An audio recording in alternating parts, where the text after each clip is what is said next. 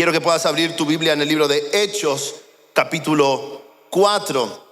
Estamos tan agradecidos al Señor por todo lo que Él hace a través de tantas manos que ponen lo que tienen. Yo quería también que podamos reconocer a todos los que nos sirven, tanto en la cafetería, en el sonido, en la alabanza, a todos los que se preparan. Porque damos un aplauso al Señor por sus vidas también, que hacen un servicio excelente.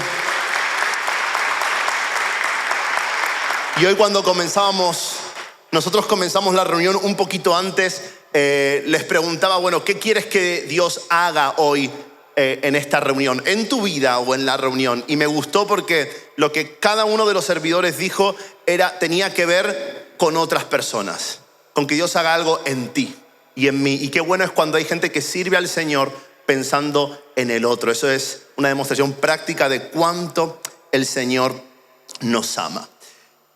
Muy bien, la semana pasada hablamos acerca de un tema que tenía que ver con una cosa. Era redefinir nuestras prioridades y tenía que ver con qué es lo verdaderamente importante en nuestra vida. Y hablamos acerca de esto de que estar con Jesús debe ser nuestra decisión en este año y que ningún quehacer y ninguna cosa suplante el rol o el lugar que Dios está llamado a tener en nuestra vida. Pero en esta mañana, un poco siguiendo la línea de lo que veníamos hablando, quiero poder compartir algo que tiene que ver más con la iglesia, o mejor dicho, con tu vida cristiana. ¿Qué es importante en cuanto a la prioridad de la iglesia? Y creo que una de las cosas en las que todos estamos de acuerdo es que necesitamos descubrir el futuro o lo que Dios quiere hacer con la iglesia. No solo con nuestra congregación, sino con la iglesia de Jesús en la tierra. ¿Para qué Jesús te salvó, como recién escuchábamos, te sanó, te rescató? Necesitamos reentender y entender cuál es el propósito para el cual estamos en esta tierra. Es verdad que nuestro anhelo debe ser estar con Jesús, pero estar con Jesús nos va a llevar a vivir como Él vivió en este mundo. Y hoy quiero, de alguna manera, para descubrir el futuro o la iglesia que queremos ser, retroceder a la iglesia que un día fue. Curiosamente, para descubrir cuál es nuestro propósito como iglesia de Jesús, tenemos que retroceder en el tiempo. Tenemos que ir a los comienzos de la iglesia de Jesús. Yo no sé si es porque ellos tenían más fresco todas las cosas que Jesús les enseñó, o porque había algo que con el tiempo, con la liturgia, con las costumbres se ha podido perder. El libro de los Hechos nos muestra cómo la iglesia debe verse y qué no debe faltar en la iglesia. Y hoy, sinceramente, del corazón, y creo que es un mensaje mucho más pastoral en este sentido, quiero que puedas entender que hoy es un mensaje para descubrir la iglesia que el Señor quiere que nosotros seamos. Por eso, si eres de los que les gusta apuntar, tomar nota o guardar alguna información de lo que hoy vamos a hablar, pues quizás pueda ser importante para tu vida. Hechos capítulo 4, realmente podría casi instalarme en cualquiera de los capítulos del libro de los Hechos, pero Hechos capítulo 4 es un momento interesante, porque es el primer momento donde ellos se ven en adversidad. Hechos capítulo 1, Jesús asciende a los cielos, les da una promesa. En Hechos capítulo 2 viene Pentecostés, es decir, ellos tienen una experiencia espiritual. La gente comienza a escuchar el mensaje de Jesús. Hechos capítulo 3 ven un milagro y ese milagro comienza a maravillar a todo el pueblo. Por ahora todo está ascendiendo, todo está saliendo muy bien. Pero Hechos capítulo 4 se van a encontrar con un problema, con una dificultad. Y en este pasaje vamos a encontrar algunas de esas cosas que la iglesia fue y que nosotros necesitamos ser como hijos de Dios. Te voy a invitar a leer desde el versículo 5 en adelante. Creo que lo tenemos en pantalla, porque hoy quiero hablarte acerca de ser una iglesia viva, de ser una iglesia que expresa la vida de Dios. Y en Hechos capítulo 4, versículo 5 en adelante, aquí en pantalla hay una versión un poco diferente, así que puedes guiarte de la lectura que pone allí. Dice: al día siguiente, el concilio, integrado por todos los gobernantes, ancianos y maestros de la ley religiosa, se reunió en Jerusalén. El sumo sacerdote, Anás, estaba presente junto con Caifás, Juan, Alejandro y otros parientes del sumo sacerdote. E hicieron entrar a los 2 discípulos y les preguntaron: ¿con qué poder o en qué nombre, en nombre de quién han hecho ustedes esto? Entonces Pedro les respondió lleno del Espíritu Santo y les dijo: gobernantes y ancianos de nuestro pueblo, ¿nos interrogan hoy por haber hecho una buena obra a un lisiado? ¿Quieren saber cómo fue sanado? Aquí Pedro y Juan son encarcelados, acusados por hacer un bien, que sanan a un hombre que hace 38 años había sido paralítico. Y lo interesante y el motivo real por el cual lo apresan no es ese, sino porque Pedro está hablando a todo el mundo de que esto ha ocurrido porque Jesús ha resucitado. El mensaje de Pedro en Hechos capítulo 2 y Hechos capítulo 3 es este: Jesús, al que ustedes mataron, al que ustedes clavaron en una cruz, Dios lo ha hecho Señor y Cristo. Él ha resucitado, y este mensaje de la resurrección puso nervioso a los religiosos. Hasta el día de hoy, mucha gente puede tolerar, puede creer la idea de que Jesús fue un buen maestro, o hizo milagros, o nos enseñó grandes lecciones en la vida, pero el mundo rechaza la idea de creer de que Jesús resucitó. Y el eje sobre el que nuestra fe se sustenta es esta verdad de que Jesús fue resucitado, de que Dios levantó a Jesús de entre los muertos para darles a todos los que creen en Él una nueva vida y una esperanza eterna. Esto les lleva a ellos a estar amenazados. Y entonces lo que ocurre cuando los aprietan, cuando les presionan, es que sale lo que hay dentro. Entonces dice la Biblia que Pedro se levantó y estaba lleno del Espíritu Santo. Si me pregunto qué iglesia queremos ser, qué creyente estoy llamado a ser, tiene que ver con esto. Estoy llamado a ser una persona que está llena del Espíritu Santo. Una iglesia viva es una iglesia que está llena del Espíritu Santo. Y curiosamente, antes lo ponía ahí en esa frase, lo que cuando vienen dificultades a nuestra vida, sale aquello de lo que estamos hechos por dentro. Y este momento difícil hizo que se viera que Pedro tenía algo dentro que era nuevo, que era diferente. No sé si has escuchado esta frase, se escucha sobre todo mucho en el ambiente de las parejas o de las discusiones, cuando una persona le dice a la otra: es que tú sacas lo peor de mí. Bueno, eso es mentira. El otro no saca lo peor de ti, lo peor de ti está en ti. Y simplemente sale lo que tienes dentro cuando hay un momento difícil. No es culpa del otro, no es culpa de aquel o tal. Lo que pasa es que todos tenemos algo dentro, tenemos nuestra parte interna, nuestro ser interior, que sale cuando hay momentos difíciles. Entonces, si tú estás triste, o si tú estás ansioso, o si tú estás depresivo, o si tú estás preocupado, eso saldrá en momentos donde la vida nos aprieta. Y lo que descubrimos en los primeros creyentes es que cuando vino la dificultad, lo que se vio es que estaban llenos del Espíritu Santo. Y quiero decirte esto: como iglesia necesitamos entender que es una prioridad para nosotros estar llenos del Espíritu Santo. Porque estar llenos del Espíritu Santo es más que una experiencia espiritual. Es más que decir: oré y sentí cosas. Claro, Pedro ha estado en Pentecostés. Él ha hablado en un idioma que no conocía.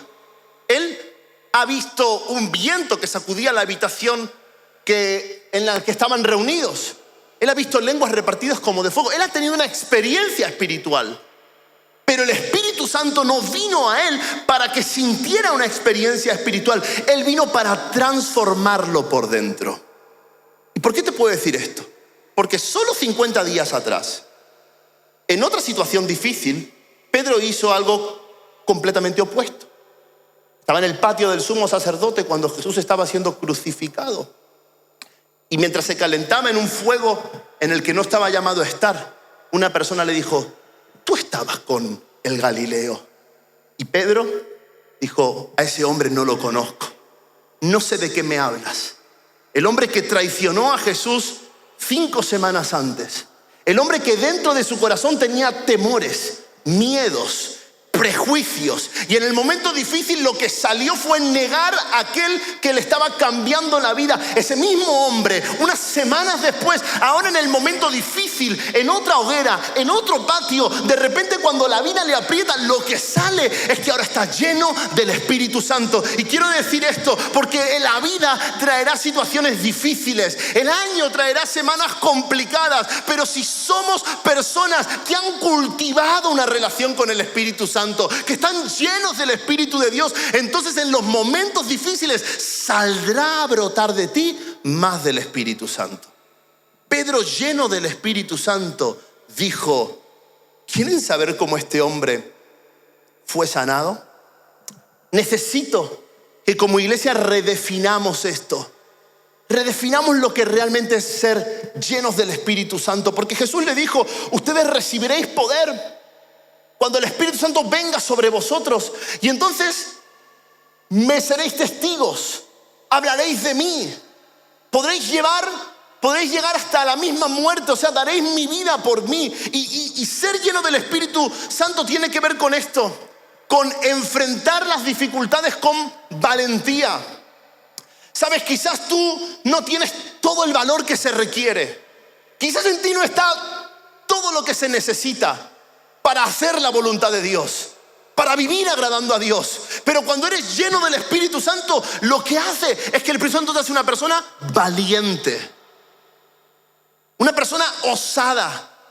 La palabra que usan ellos es que ellos tenían denuedo. Es una osadía que solo Dios da. Quiero decir esto a aquellos que se han sentido intimidados, acobardados, limitados por las situaciones que la vida les traía. Si el Espíritu Santo te llena, entonces tú recibirás la valentía que necesitas para seguir adelante. Pedro fue valiente para reconocer que lo que había pasado era lo que venía de Dios. El Espíritu Santo lo que hace en nuestro interior es que nos permite hablar sin temor la palabra de Dios. ¿Has visto que a veces nos cuesta esto de traer a Jesús a las conversaciones? Nos cuesta traer la vida cristiana a nuestra vida normal. Preferimos encajarla en un domingo, en una actividad, en ciertas rutinas religiosas. Pero cuando alguien está lleno del Espíritu Santo, comienza a hablar sin temor la palabra de Dios. Pablo decía que la palabra de Dios no está presa. Y cuando hay dificultades y una persona vive lleno del Espíritu Santo, lo que ocurre es que comienza a hablar sin temor la palabra de Dios. Comienza a obrar como Jesús obraría y a obedecer a Dios, ponga quien se ponga enfrente de Él. ¿Qué necesita nuestra iglesia? ¿Qué necesitas tú como iglesia en un nuevo año que comienza? Necesitamos asegurarnos de estar llenos del Espíritu Santo, porque si estamos llenos del Espíritu Santo, entonces podremos permanecer de pie en los momentos más difíciles que la vida nos pueda traer. No necesitas una mejor estrategia, una mejor psicología o inteligencia emocional, que es buena. Lo que necesita el creyente es una vida espiritual activa, porque esto es para todos. Lee un poco el Nuevo Testamento. Lee un poco la vida de los primeros creyentes. Ellos entendieron esto como una verdad. Dice la Biblia en Hechos capítulo 6, versículo 3: buscad varones que tengan buen testimonio y que estén llenos del Espíritu Santo para servir las mesas, para responder ante una necesidad. Estar llenos del Espíritu Santo es tan importante como tener buen testimonio. Claro, todo el mundo entiende que si soy cristiano, tengo que tener un buen testimonio. La gente tiene que hablar bien de mí. Pero es que en el mismo nivel de importancia está que si eres cristiano, debes tener una vida llena del Espíritu de Dios. ¿No es esto más importante que esto? No hay como un grado en el que yo pueda definir, bueno, primero esto y luego lo otro. Ambas cosas son importantes y ambas cosas tienen que ocurrir al mismo tiempo. Uno de los elegidos para servir las mesas fue Esteban.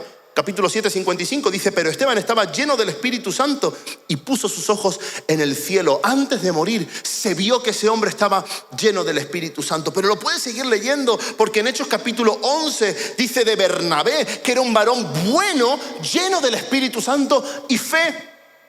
Es fácil entender que la llenura del Espíritu Santo es para cierta gente con ciertas asignaciones. Pero lo que la Biblia nos enseña es que la vida de Cristo en nosotros requiere que cada uno llene su vida de una relación personal y real con el Espíritu Santo de Dios. Porque la vida te apretará y dependerá si estás lleno o vacío de cómo salgas de esos momentos difíciles que la vida traiga.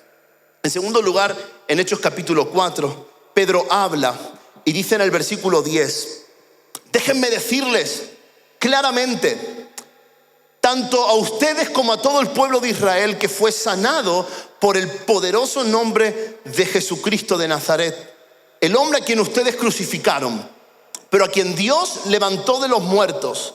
Pues es Jesús a quien se refieren las Escrituras cuando dicen: la piedra que ustedes los constructores rechazaron, ahora se ha convertido en piedra principal, y en ningún otro hay salvación, porque Dios no ha dado ningún otro nombre bajo el cielo mediante el cual podamos ser salvos.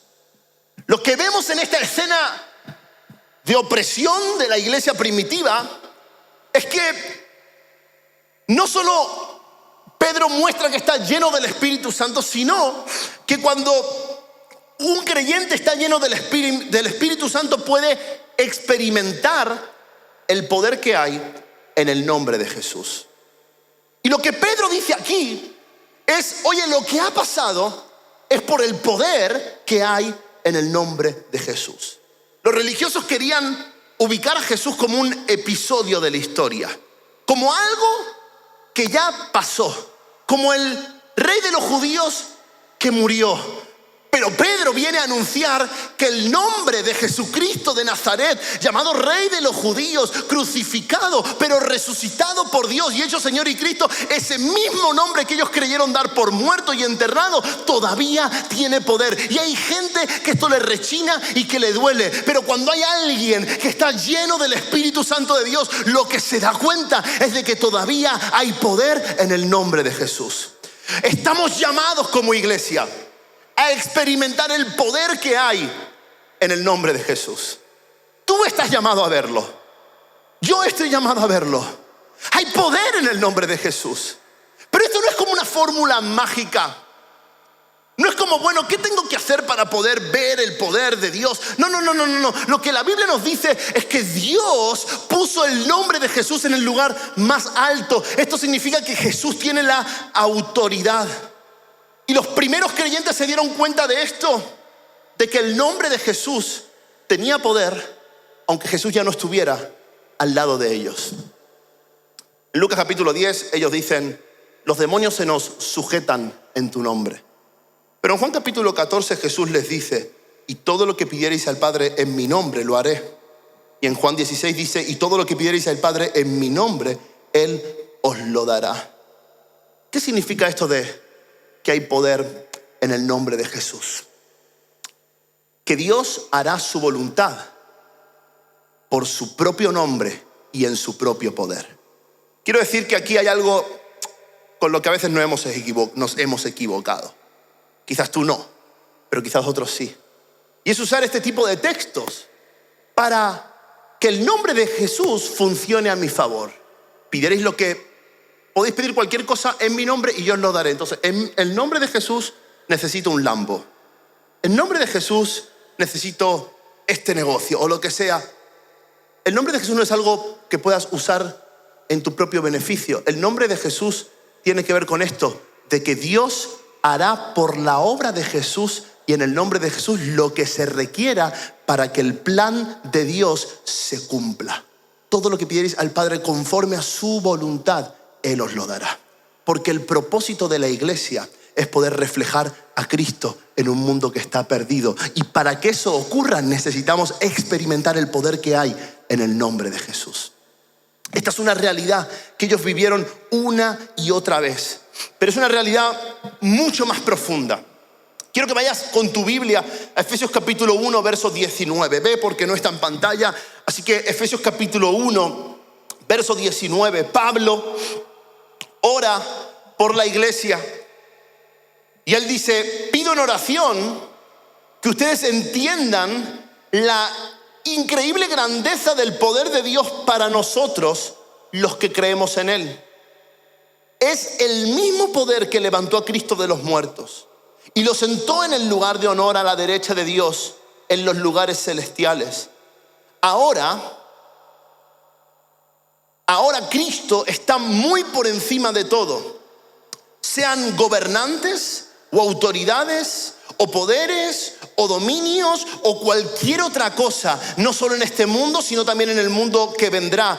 Dios ha puesto todo bajo la autoridad de Cristo, en quien hizo cabeza de todas las cosas para beneficio de la iglesia. Y la iglesia es el cuerpo de Cristo. Él la completa y la llena, y también quien da plenitud a todas las cosas en todas las partes con su presencia. Lo que significa esto de en el nombre de Jesús. Pedro dijo, en el nombre de Jesús, levántate y anda. Y los mismos discípulos dijeron, los demonios se nos sujetan en tu nombre. Todo esto que estamos viendo aquí, lo que nos está dejando ver es que Jesús tiene toda la autoridad.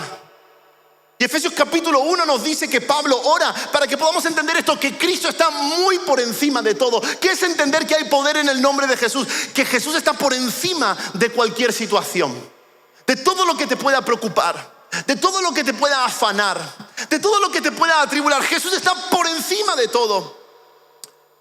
Y Él ha dado autoridad a su iglesia. Si lees el libro de Hebreos te darás cuenta que dice que todo lo que estaba contrario, Dios lo puso en Cristo bajo sus pies y lo dio a la iglesia para que pudiéramos pisar a nuestros enemigos y tenerlos bajo nuestros pies. Si vienes a la iglesia de hace un poco más de 20 años, si eres creyente por un tiempo más profundo, tú cantarías esa canción que decía, bajo mis pies, el diablo está bajo mis pies. Lo que significa es que el que cree en Jesús, el que está lleno del Espíritu Santo, va a experimentar el poder de Dios y va a ver como todo lo que está en contra, todo lo que está en contra de la voluntad de Dios, todo lo que viene a desbaratar los propósitos de Dios, absolutamente todo nombre que se nombra está por debajo del poder y la autoridad que hay en el único nombre que salva. No hay otro nombre dado a los hombres en el cual podamos ser salvos. Y hoy, 2000 años más tarde, el nombre de Jesús sigue teniendo el mismo poder. No hay persona a la que Jesús no pueda salvar. No hay situación en la que Él no pueda intervenir. No hay enfermedad que Él no pueda sanar. ¿Sabes por qué? Porque hay poder en el nombre de Jesús. Y creo en un año donde como iglesia vamos a experimentar el poder que hay en el nombre de Jesús. Y vamos a ver cómo realmente el Señor nos ha dado autoridad sobre las cosas a las que antes le solíamos temer. Esto se ve en Hechos capítulo 4.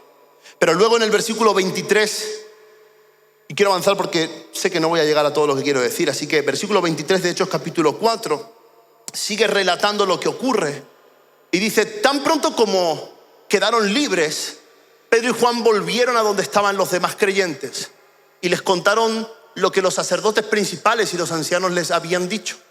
Y cuando los creyentes oyeron las noticias, todos juntos alzaron sus voces en oración a Dios. Ellos sintieron que podían enfrentar la dificultad porque estaban llenos del Espíritu. Ellos estaban claros que Dios estaba obrando por el poderoso nombre de Jesús. ¿Cuánto nos hemos equivocado cuando hemos usado el nombre de Jesús para exaltar nuestros propios nombres? ¿Cuánto se ha equivocado la gente que ama al Señor, queriendo a través del nombre de Jesús engrandecer su propio nombre? La Biblia dice que Dios lo humilló, que Él se humilló a sí mismo, para que luego Dios lo exaltara hasta lo sumo y para que ante su nombre toda rodilla se doble y toda lengua confiese que Él es el Señor. La vida cristiana se trata de que el nombre de Jesús sea exaltado por encima de cualquier nombre, también del tuyo. No podrás experimentar el poder de Dios en tu vida si tú eres el que se siente protagonista. Pero eso tiene que ver con otra cosa. Luego de experimentar todo esto, ¿qué hacen los creyentes? Se van con los otros. Dice la Biblia que cuando quedaron libres, fueron a donde estaban los demás creyentes. Ahora, ellos han tenido la capacidad de defender su fe, han tenido la capacidad de hacer valer su experiencia, han visto cómo Dios los ha liberado porque Dios le ha dado la valentía, pero cuando quedan libres, ¿qué es lo que hacen? Buscan a los demás creyentes. Porque una iglesia viva es una iglesia que practica la comunión. Es una iglesia que entiende que necesita a los demás. Jesús dijo: un nuevo mandamiento os doy, que os améis los unos a los otros como yo os he amado. Lo que ellos hacen es que ellos entienden que no podemos vivir la vida cristiana tal como Jesús nos la enseñó, sin tener comunión con las personas que Él ha puesto a nuestro lado. Y esto es súper importante, porque hay una idea de que puedo seguir a Jesús de una forma individualista, de que Dios me habla, Dios me dice, yo siento de Dios, pero no existe tal cosa como la vida cristiana sin la comunión con los santos. Una iglesia sana y una iglesia viva es aquella que practica la comunión. ¿Por qué? Porque somos un cuerpo. Y yo soy iglesia porque el otro que está a mi lado también es iglesia. Y amigo, amiga, ¿sabes qué? Nos necesitamos los unos a los otros. Y cada uno de nosotros tiene la responsabilidad de velar por la comunión con los santos. Porque aquí hay muchas excusas, ¿no? Y decimos, bueno, pero es que a mí nadie me hace caso, a mí nadie me saluda, es que yo no me siento bien en esta congregación. Seas de donde seas, esta sea tu iglesia o sea otra iglesia, pero quiero decirte, la comunión con otros hermanos en la fe es responsabilidad tuya, de cada uno de nosotros. Pedro y Juan, que están frente a gente que los puede matar, después dicen, vamos con mis hermanos. No hay posición en tu vida. Quizás tú dices, yo estoy muy ocupado, yo tengo mucho trabajo, o no hay gente así, o no hay gente así. Pero si eres alguien que ama al Señor, que ama al Espíritu Santo, necesitas la comunión. Esto se ve en todo el libro de los Hechos. El capítulo 4, verso 32, un poquito más adelante, nos va a decir allí: y la multitud de los que habían creído eran de un corazón y un alma, y ninguno decía ser suyo propio nada de lo que poseía, sino que tenían todas las cosas en común. Y dice el verso 34, no había entre ellos ninguna necesidad, porque todos los que poseían heredades o casas las vendían y traían el precio de lo vendido y lo ponían al pie de los apóstoles, y se repartía cada uno según su necesidad. Claro, uno lee esto y ya se quiere desapuntar. Dice, esto no tiene que ver conmigo, pero la comunión era tal que compartían lo que tenían. Hechos capítulo 2, verso 42 también nos va a decir que ellos perseveraban en la comunión los unos con los otros, en el partimiento del pan, en el templo y en las casas. No se trata solo de encontrar gente como tú el domingo, esos los necesitas también en la semana. Necesitas fomentar la comunión en tu vida cristiana. Hay algunos aspectos de la comunión que yo quiero hoy destacar. Hay 5 que yo he mencionado entre Hechos capítulo 2 y Hechos capítulo 4. Creo que los he puesto aquí. Porque comunión tiene que ver con esto, con ser de un corazón y un espíritu. Tiene que ver con sentir lo mismo. Esto es verdadera comunión. Primero porque nuestra comunión no está basada en tener cosas en común. En el mundo la comunión se rige por tener algo en común. Pero aquí nuestro punto en común es Jesucristo. ¿Cuántos creen que Jesucristo los ama? ¿Cuántos creen que Jesucristo los ha salvado? Amén. Pero al que está al lado también. ¿Te ama igual que a ti? ¿A ti no te ama más que al otro? ¿Sabías eso, no? Estamos todos en un mismo corazón, un mismo espíritu. La comunión tiene que ver con esto, con compartir lo que uno tiene. En el Nuevo Testamento, en el libro de los Hechos, esto llegó hasta tal punto que aún sus posesiones eran puestas en común. Y no estamos haciendo apologética de esa experiencia, eso es lo que pasó con ellos, pero el principio espiritual es el mismo. Lo que tengo, lo que Dios me ha dado es también para los demás. es para bendecir, es para compartir. Y cuando comparto, cuando doy, la Biblia dice que al que retiene más de lo que justo se viene a pobreza, pero el que es generoso, ese será prosperado. Comunión no es solo, hola, ¿qué tal? ¿Cómo estás? Comunión es compartir. Lo que tengo, te doy. No existe comunión de boca. Dios te bendiga, hermano, Dios te bendiga, hermano, Dios le bendiga, hermano, Dios le bendiga, hermano. Eso no tiene nada que ver con comunión. Tiene que ver con dar de lo que tengo. Comunión tiene que ver con esto, que la comunión tiene la misma importancia que otros principios de la vida cristiana. Dice la Biblia que ellos perseveraban en la doctrina de los apóstoles, en la comunión con los santos, en el partimiento del pan y en las oraciones. Entonces algunos dicen, no, es que nosotros somos una iglesia de la sana doctrina. Y eso está genial. Pero también eres una iglesia de la comunión y de la oración y del partir el pan unos con otros. Tiene tanta importancia compartir la vida cristiana con las personas que Dios ha puesto contigo, como cuidar aquello que se enseña en la familia de la fe. Compartir tiempo juntos. Y por último, que la comunión trae crecimiento. Dice en Hechos capítulo 2, verso 46, que el Señor añadía cada día a la iglesia los que habían de ser salvos. ¿Sabes qué? Una iglesia que cuida la comunión es una iglesia llamada a crecer. Y nosotros tenemos que ser una iglesia que cuida la comunión los unos con los otros. Porque si nos preocupamos por cuidar los unos de los otros, entonces terminaremos alcanzando a aquellos que están perdidos. Jesús dijo, en esto el mundo sabrá que ustedes son mis discípulos, en que se amen los unos a los otros. El 19 de enero empiezan los grupos pequeños. Será un poco publicidad. Pero ¿por qué nos reunimos por grupos pequeños? Porque necesitas la comunión. Necesitas encontrarte con personas con las que compartir tu fe, con las que caminar juntos. Y eso va a hacer que muchos se encuentren con Jesús. ¿Cuántos dicen amén a esto? Seamos una iglesia que practica la comunión. Dale un aplauso al Señor. Queremos ser esto. Quiero que tú seas esto también. Hablando de comunión, me han pedido hoy al empezar la reunión, ¿dónde está Ana? Ana, estás aquí. Ven aquí adelante, Ana. Ana está saliendo a Estados Unidos, está atacada de los nervios porque va a un programa allí con la universidad y me ha dicho, oye, ¿podemos orar? Claro que podemos orar. Quédate aquí abajo mismo. ¿Qué tal si extiendes tus manos hacia ella, Señor? Dale paz, ayúdala, guárdala, guíala, Señor. Que esta experiencia sea de provecho, Señor. Que ella no se sienta sola, que entienda que vamos con ella, Señor. Que uses esta experiencia de estudio, de aprendizaje para forjar en ella tu carácter y para que ella te vea a ti. Que encuentre también personas con las que compartir, con las que verse acompañada en el camino de la fe. Y oramos, Señor, para poder escuchar testimonios de lo que tú haces en su vida y a través de su vida en este tiempo en Estados Unidos. Te damos gracias en el nombre de Jesús. Amén. Muy bien. Me iba a olvidar, Javier. Menos mal que en la predica teníamos para hablar de la comunión. ¿Qué pasa con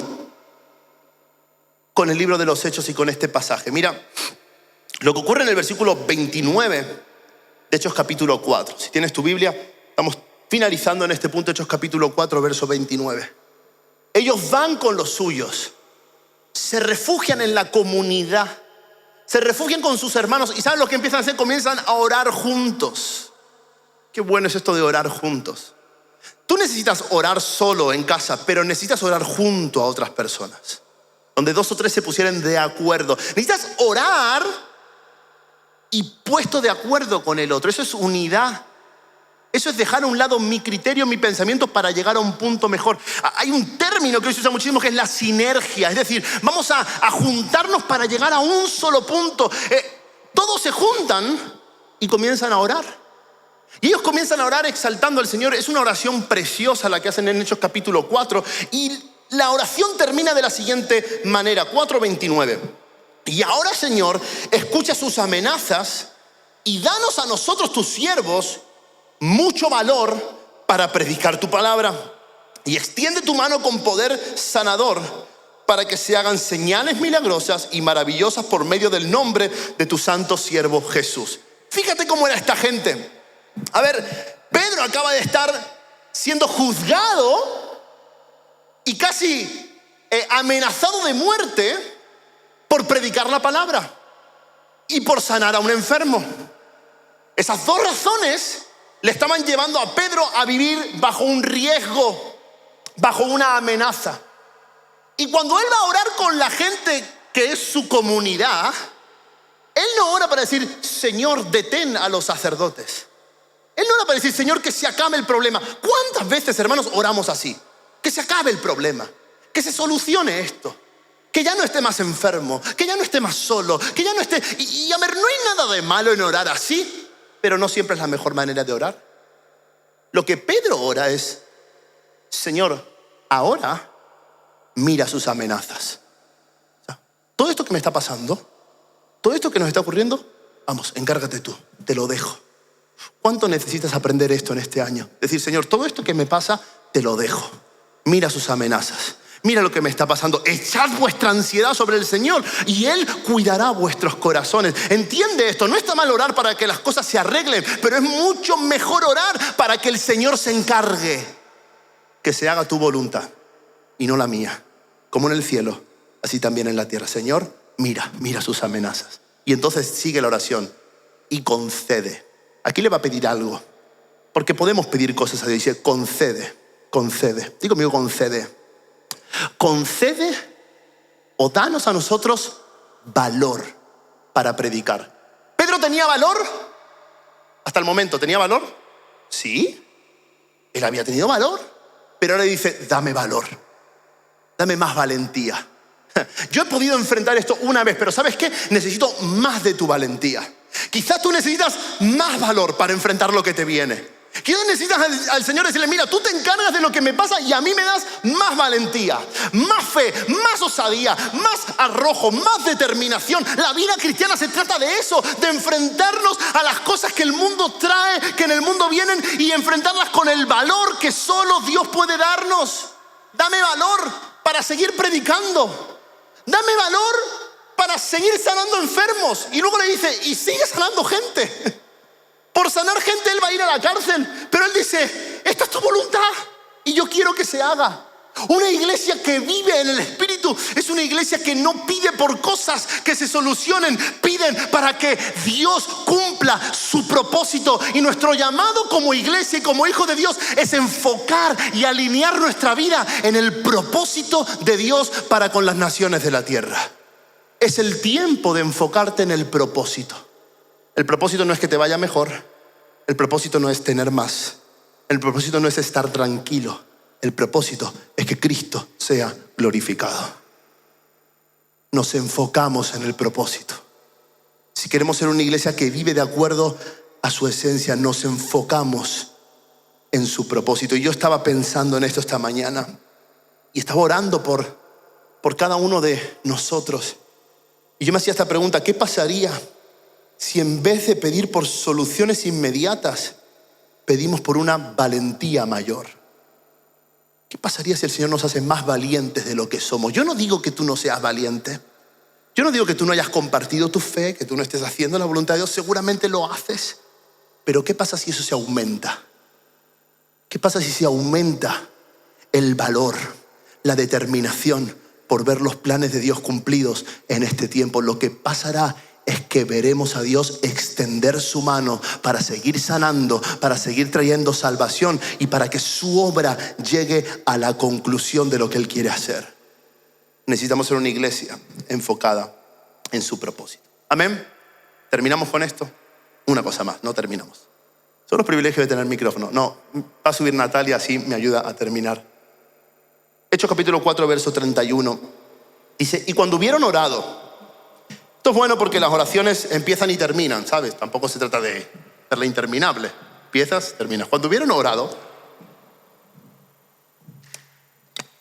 después de esta oración, el lugar donde estaban reunidos tembló y todos fueron llenos del Espíritu Santo y predicaban con valentía la palabra de Dios. ¿Qué iglesia el Señor quiere que seamos? Pero cambia la palabra iglesia porque cuando escuchas iglesia sueles pensar en este auditorio. Entonces, ¿qué creyente quiere el Señor que tú seas? El Señor quiere que seas alguien lleno del Espíritu Santo. Quiere que seas alguien que pide conforme a su voluntad, que experimenta el poder que hay en el nombre de Jesús, que practica la comunión. El Señor no quiere que estés solo, que estés sola. El Señor quiere que tú puedas enfocar tu vida en su propósito divino. Y por último, el Señor lo que desea para nosotros es ser una iglesia o un creyente que está en una renovación constante. Dice en el versículo 31 que todos fueron llenos del Espíritu Santo. Pero ¿no era que ya habían sido llenos? ¿No era que Pedro ya, la historia ha empezado así? Pedro lleno del Espíritu Santo. ¿No era que ya tuvieron Pentecostés? ¿No era que ya Jesús sopló sobre ellos y recibieron el Espíritu Santo? A ver, ¿cómo funciona esto? Y predicaban con valentía la palabra de Dios, pero no era que ya tenían valentía, no era que ya predicaban, pero lo que ellos saben es que la vida de la iglesia pasa por este principio que es estar siendo renovados constantemente. Renovación constante. Renovación constante. Dice el apóstol Pablo que aunque este cuerpo se desgaste, se venga a menos, mi interior puede ser renovado continuamente. Dice la Biblia que el Espíritu Santo vendría después de todo esto y sería derramado sobre toda carne para que los hijos y las hijas profetizaran, es decir, para que hablaran la palabra de Dios, para que hubiera visiones, para que hubiera sueños. Y lo que ellos entendieron es que esta iglesia viva partía de esta base, necesitaba ser renovada constantemente. ¿Tú has tenido una experiencia con Dios? ¿Tú has conocido la gracia salvadora que hay en Jesús? Pero ¿sabes qué? Necesitas ser renovado en eso.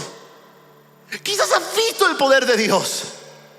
Quizás has visto resolver al Señor una situación en tu vida, pero necesitas ser renovado en eso. Todos fueron llenos del Espíritu Santo, como si fuera una segunda llenura, un segundo Pentecostés. Otro episodio en el que ellos fueron impulsados para hacer la voluntad de Dios. Y todos hemos caminado el camino de la fe. Unos más, otros menos. Unos con más velocidad, otros con menos velocidad. Pero absolutamente todos necesitamos renovación. ¿Has visto cuando corres una maratón? No lo digo por experiencia propia, lamentablemente. Pero aquí está Ale, está Estebao, está alguno que otro que han hecho maratones. ¿Has visto que estás corriendo y hay un momento en la maratón que hay gente que se pone allí para darte un suplemento, darte algo? Sobre todo cuando son muchos kilómetros, te dan un chute de algo. Venga, toma. Y tú vas corriendo. Yo no lo he probado, voy a probarlo, pero tú vas corriendo y necesitas ser renovado. Necesitas más de eso que antes tenías. Entiéndeme lo que estoy diciendo. No estoy juzgando tu condición. No estoy diciendo que lo que tú hayas vivido hasta ahora no haya sido verdadero o suficiente. Estoy diciendo que la iglesia que expresa a Jesús en la tierra necesita una renovación en el espíritu. No os conforméis a este siglo, no tomes la forma de pensar de este mundo, no te dejes llevar por las situaciones que te rodean, no adquieras el pensamiento que hay como una corriente de este mundo. Sé renovado en el espíritu de tu mente. Sé renovado en tu andar. Renovaos por vuestro entendimiento para poder descubrir y comprobar cuál es la voluntad de Dios, que es buena, que es agradable y que es perfecta. Y una iglesia que vive en el Espíritu es una iglesia que no solo vive de experiencias pasadas, no solo vive del recuerdo de lo que un día fue. No puedes vivir siempre pensando en lo que ocurrió en Pentecostés. No puedes seguir caminando pensando en la oración que Dios contestó hace 15 años atrás. Realmente no puedes. No soportarás el peso de la opresión solo anclado en lo que un día pasó en tu vida. Necesitamos ser renovados. Antes bien, ser llenos continuamente del Espíritu Santo.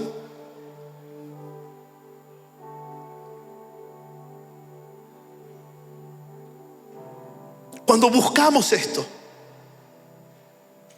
buscamos renovación.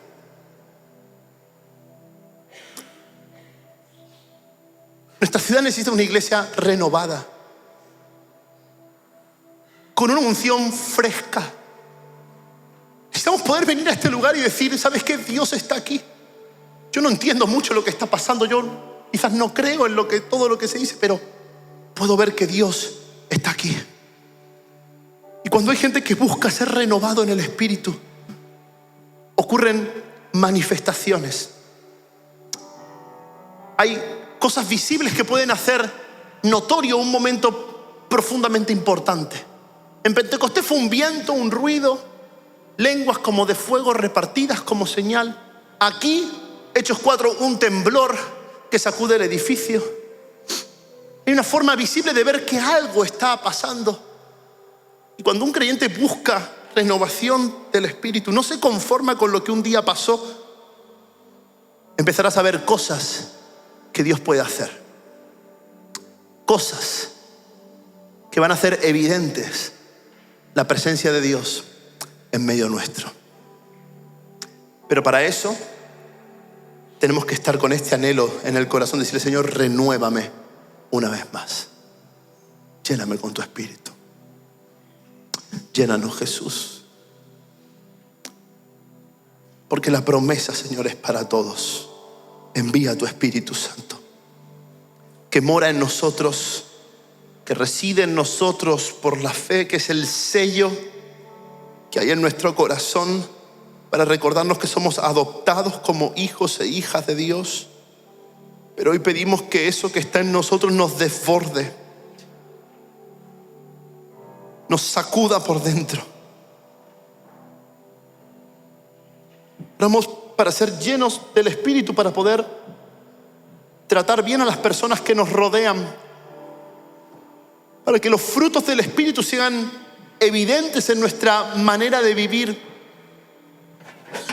Oramos para ser llenos del Espíritu Santo, para que los dones funcionen y sirvan para la edificación de la iglesia. Oramos para que al ser llenos del Espíritu Santo recibamos el valor y la determinación para hacer tu voluntad. Podamos recibir convicción de nuestro pecado y renunciar a vivir una vida lejos de ti. Espíritu Santo de Dios, renuévanos en esta mañana. Renuévanos en esta mañana. En el nombre de Jesús. En el nombre de Jesús. Quiero orar en primer lugar por aquellos que sienten que las dificultades les rodean. Sienten que viven bajo amenazas. Tienen miedo en su corazón por el porvenir, por lo que pueda pasar. Yo quiero orar para que el Señor te dé más valor, más determinación. Hay algunos que han pospuesto decisiones en Dios por miedo a lo que pueda pasar, pero hoy el Señor quiere infundirte valor. Momento de dejar de pedir por respuestas inmediatas y empezar a ver cómo el Señor nos llena de valor y de fe para caminar obedeciendo sus palabras. Así que si esto es una realidad en tu vida, me gustaría que levantaras tu mano. Yo quiero orar por ti. Yo vengo con el anhelo de orar por todos aquellos que necesitan ser renovados en su valentía para caminar en la fe, para obedecer al Señor. Ahí con tu mano en alto, comienza a hablar con Dios. Dile: Señor Jesús, mira lo que me ocurre, te entrego lo que me pasa.